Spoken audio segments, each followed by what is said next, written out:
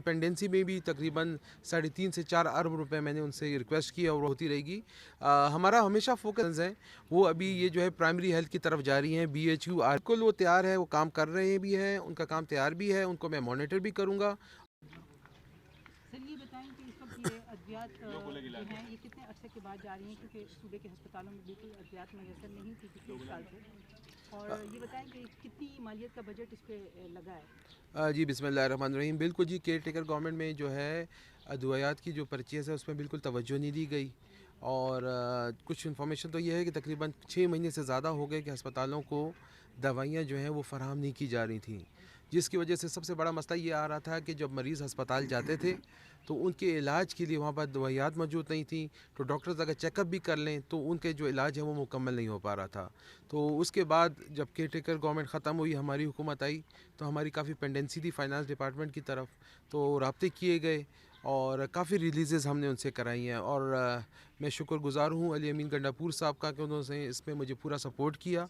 और तकरीबन हमें रिलीज़ कर रहे हैं। और कुछ जो रिलीज़ हुए हैं तकरीबन 2.9 अगर मैं गलत नहीं हूँ अरब रुपए हमें रिलीज़ हुए, जिसमें जो हमने पेंडेंसी को भी क्लियर किया और कुछ जो पेंडिंग मेडिसिन्स थी जो हमें रिलीज़ नहीं की गई थी वो हमें रिलीज़ हुई हैं। और यहाँ पर देख रहे हैं तकरीबन 43 जो इनिशियल मेडिसिन्स हैं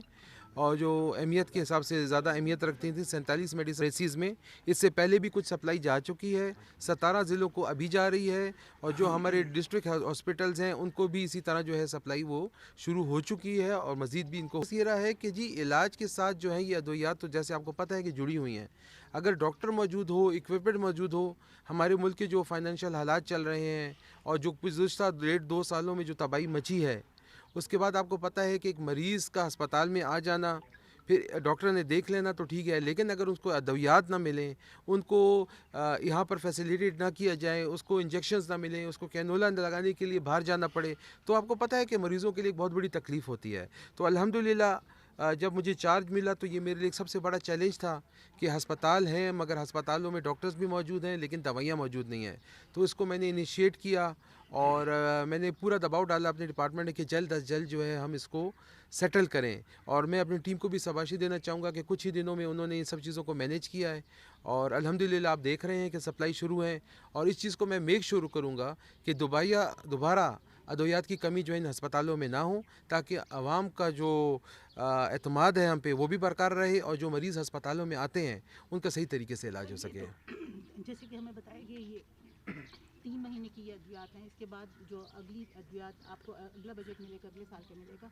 क्या MCC की एक तो लिस्ट जो है अब वक्त पे तैयार होगी और वक्त पे अद्वियात खरीदी जाएंगी? दूसरा ये है कि ये तो आपके डिस्ट्रिक्ट अस्पताल हैं, RSC हैं, ये सब कुछ है, आपके MTI अस्पतालों में इस वक्त अद्वियात नहीं मिल रही, ज़रूरी अद्वियात नहीं मिल रही, उसका क्या करें जो इतने बड़े अस्पताल? देखिए जी, पहले का जो आपका सवाल था कि जी लिस्टिंग, तो MCC बिल और जो छोटी मोटी जो टेक्निकल इश्यूज़ आए थे वो मैं मेक श्योर करूँगा कि वो ना हो। और दूसरी बात भी मैं बताता रहूँ कि मेरी जो अप्रोच है वो यही है, फ़ंड तो बेशक हमें नेक्स्ट फिस्कल ईयर में मिलेगा, लेकिन मैं पूरी कोशिश करूँगा कि जो हमारी वर्किंग है वो 100% तैयार हो, ताकि जो ही हमारा ये साल गुजरता है, नया फिस्कल ईयर में हम इंटर करते हैं तो हम पहले से ही तमाम ऑर्डर्स प्लेस कर चुके ताकि कोई शॉर्टफॉल ना हो। जहाँ तक आपने MTI की बात की, तो जो मुझे कुछ इन्फॉर्मेशन, बल्कि यकीनन मुझे इन्फॉर्मेशन है, कुछ पेमेंट्स थी इनकी जो उनको रिलीज़ नहीं की जा रही थी, कुछ स्टेट लाइफ की तरफ से भी थी और भी कुछ टेक्निकल मसले थे, वो सॉर्ट आउट हो चुके हैं। अगर आप अभी विज़िट करें तो आप देख रहे होंगे कि अब वहाँ पर भी दवाइयाँ मौजूद होंगी और आवाम का जो इलाज है वो बेशक अच्छे तरीके से हो रहा होगा। सर क्या बजट में इस दफ़ा सेहत के बजट में इजाफा किया जा रहा है? देखिए जी, बजट की प्रिपरेशन की जा रही है और तकरीबन सूबे का 16% बजट जो है वो हेल्थ को दिया जाएगा और मेरी पूरी कोशिश होगी कि इस शोबे में मज़ीद जो है ज़्यादा इन्वेस्टमेंट की जाए, क्योंकि एजुकेशन और हेल्थ ये मेरे ख्याल में हमारे प्रायोरिटी एरियाज़ होने चाहिए और हैं भी। और मैं तो ये समझता हूँ कि अगर कहीं पर रोड टूटी हो तो वो इतनी तकलीफ़ नहीं देती, अगर किसी के घर में मरीज़ हो और उसका इलाज ना हो रहा तो वो ज़्यादा तकलीफ़ देते हैं। हमें प्रायोरिटी भी हेल्थ है और एजुकेशन है, हम उस पर फोकस करेंगे। और जितनी हम, मैं ये भी नहीं चाहूँगा कि जी जहाँ हमारी ज़रूरत नहीं और हम वो फ़ंड लेके बैठ जाएं, लेकिन मैं ज़रूर आपको मेक श्योर करता हूँ हमारे चीफ मिनिस्टर साहब बिल्कुल फोकस्ड हैं सेहत पे और तालीम पे, और सेहत पे जितना भी फ़ंड चाहिए होगा वो हमें मिलेगा और उसको हम सही तरीके से यूटिलाइज़ भी करेंगे। اور آنے والے 3 سے 4 مہینے 6 مہینے میں آپ دیکھیے گا کہ ہیلتھ میں ایک بہت بہتری آنے والی ہے. جو چیلنجز ایشوز تھے اور ان کو ہم نے کیٹل بھی کرنا ہے,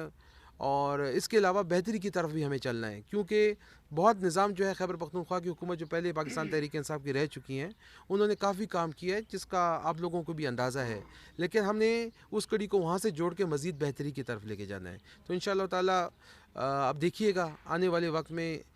خیبر پختونخوا میں کی جو عوام ہے ان کو ایک بہت مزید بہتر جو صحت کا نظام بھی ملے گا اور ادویات بھی ملیں گی, اور مزید ہم سوچ رہے ہیں کہ کچھ ایسی چیزیں جو ابھی تک خیبر پختونخوا میں نہیں ہو رہی